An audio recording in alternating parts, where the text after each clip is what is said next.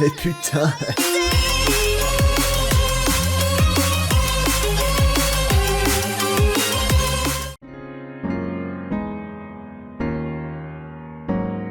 Je vais faire une petite aparté sur moi ce que je pense du mariage. Le mariage, ce que j'en pense, c'est qu'aujourd'hui ça n'a plus vraiment d'intérêt. Ça peut paraître un peu brut de décoffrage, mais pour moi, aujourd'hui, moi personnellement, je ne veux pas me marier. Voilà. Alors, bon, je dis ça parce que j'ai peut-être, entre guillemets, pas encore rencontré la personne avec qui je voudrais. Pour l'instant, c'était pas un de mes objectifs de vie de me marier. Me paxer, oui.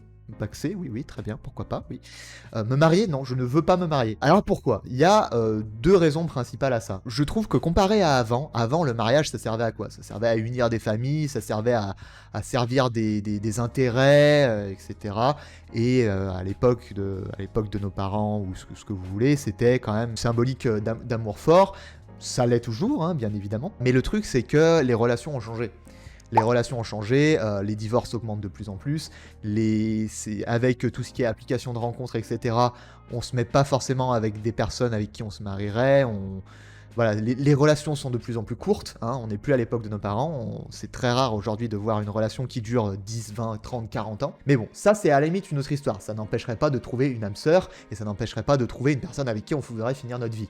Mais moi, je vais vous dire, même si je trouve une personne avec qui je voudrais finir ma vie, je ne voudrais pas me marier avec. Je ne voudrais pas me marier avec parce que, pour moi, le mariage n'est qu'une source d'emmerde.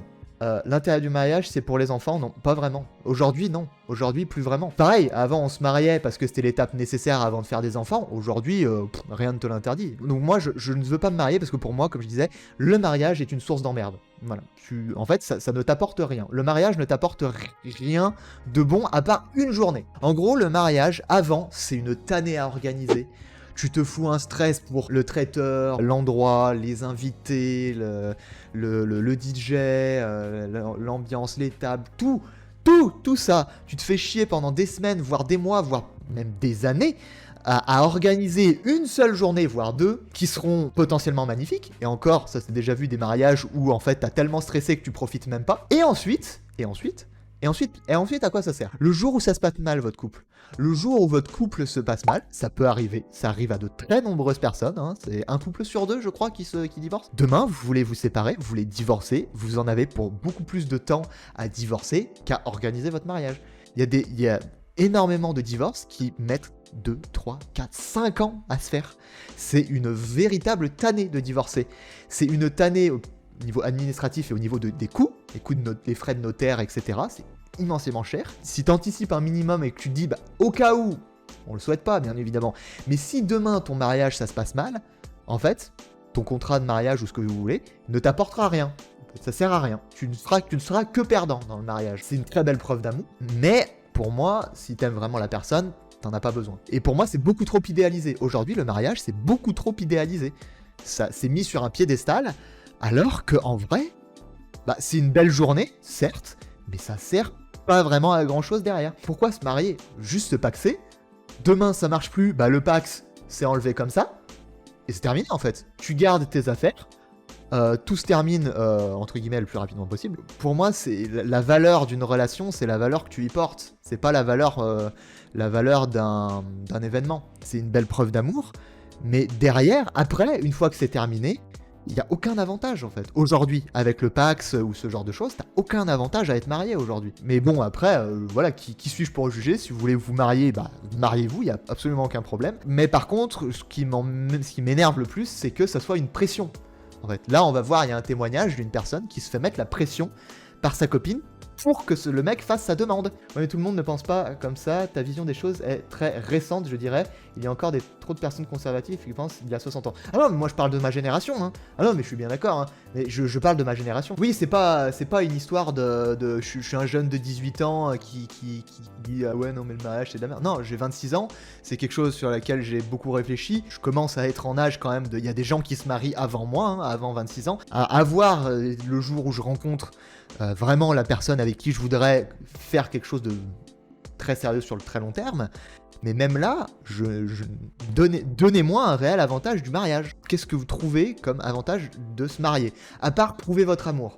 Et on est bien d'accord que prouver votre amour, il y a 10 000 façons de le faire. De façon aussi grandiose que le mariage d'ailleurs. Je vais être un peu borné sur les bords à ce niveau-là. mais donnez-moi des raisons de vous marier. Donnez-moi une vraie raison pour laquelle vous, le mariage, c'est important et ça représente une part importante chez vous. Pourquoi pas, hein, moi, on est là pour discuter, hein, vous savez, moi, il n'y a absolument aucun problème.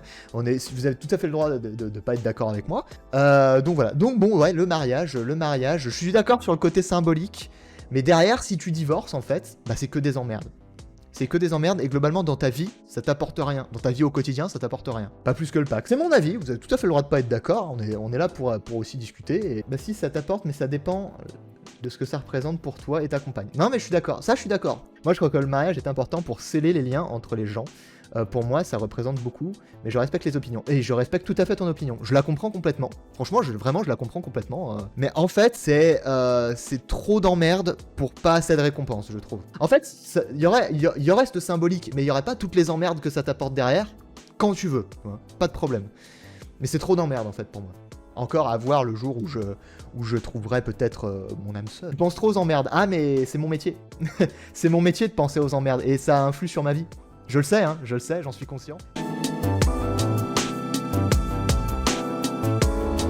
En parlant d'amitié, on en pense quoi sur les gens qui restent potes avec leur ex? Il y a des relations qui se terminent très bien, mais pour moi, si tu restes pote avec ton ex, c'est que t'es jamais vraiment passé à autre chose. Je sais pas, moi j'y arriverai pas. C'est très compliqué d'en parler, parce que moi je sais que j'y arriverai pas. Je n'arrive pas à comprendre comment on peut rester pote avec son ex. Ça sera jamais platonique, ça sera jamais vraiment une pote, vu tout ce qui s'est passé, etc. Un ou une pote, hein, d'ailleurs. J'entame une relation avec quelqu'un. Bonjour, tiens, regarde, je te présente mes potes. Bah lui, on a ensemble, voilà. Ah, lui, il m'a bien déglingué, hein, lui. Ah, lui, putain. Oh, voilà. Et là, tu vas avoir ton copain qui sera là. Ah bon? Est-ce que vraiment, tu la vois vraiment comme une amie, tu vois? Alors, encore une fois, tout n'est pas noir et blanc. Bien sûr que ça existe. Mais mets-toi à la place de ta prochaine copine. Et puis moi, ça me donne l'impression que t'as pas envie de passer à autre chose, en fait. Que pour moi... Toutes les relations que j'ai eues, les personnes que j'ai aimées, etc., je ne peux pas continuer à l'avoir. Parce que ça me fait que me rappeler le passé et j'arrive pas à passer à autre chose. Du coup, ça me fait poser la question, est-ce que t'as vraiment été amoureux de cette personne? C'est la question que j'aurais vraiment envie de te poser. Je ne sais pas, hein, je pose vraiment la question. Si pour moi t'arrives à rester ami avec elle, c'est qu'il n'y a jamais vraiment rien eu de plus. Aucune attirance physique. Voilà, c'est mon analyse. Après, bon, on a le droit de pas être d'accord. De mon point de vue, c'est le seul moyen de pouvoir rester ami avec son ex, c'est qu'au final, c'était juste physique. Et que, bon, voilà, il y avait peut-être pas plus d'amour que ça. Mais voilà, moi, c'est ce que j'en pense. Après, bon, encore une fois, tous les goûts sont dans la nature et je ne représente pas l'humanité, bien évidemment. Mais je sais pas, j'aurais du mal à venir vers quelqu'un, à rencontrer les potes de ma copine et dire, bah écoute, lui, il m'a c'était en 2013, lui, c'était en 2015, lui, c'était en 2017... et quel organe. Enfin, je sais pas, tu vois, déjà, ça créerait déjà rien que ça créerait un sentiment d'insécurité. Tu te dis, bah, si lui, il reste avec elle, enfin, si lui, il reste ami avec elle, lui ou elle, hein, d'ailleurs, il reste ami. Est-ce que c'est que derrière, ils espèrent pas aussi qu'il se repasse quelque chose, tu vois? J'ai coupé un petit peu tôt, et il me manquait du coup un peu la fin. Mais je me rappelle de ce que j'ai dit, donc ça va. Voilà, bon, pour résumer, un peu un sentiment d'inachevé, hein, de rester pote avec son ex, et puis, je sais pas, le fait de voir quelqu'un vivre des choses d'intimes que tu as toi-même vécu avec cette même personne, ah, ça me ferait trop mal, personnellement, moi j'y arriverais pas. D'ailleurs, ça vient un peu compléter mon avis sur l'amitié homme-femme, je vous invite d'ailleurs à aller voir la vidéo que j'ai faite sur ce sujet-là. Puis bon, tout ça, ça me laisse l'occasion aussi de faire une outro, donc bah écoutez, merci beaucoup d'avoir regardé cette vidéo, n'hésitez pas bien sûr à me rejoindre sur Twitch en live, c'est là qu'est mon activité principale sur internet. Sinon, n'hésitez pas bien évidemment à liker et partager cette vidéo et à me donner aussi votre avis, ça m'intéresse. Puis rejoignez-moi sur Discord et Twitter, tous les liens sont dans la description. Merci encore une fois d'avoir regardé cette vidéo et puis on se dit à la prochaine pour une nouvelle. Allez, ciao!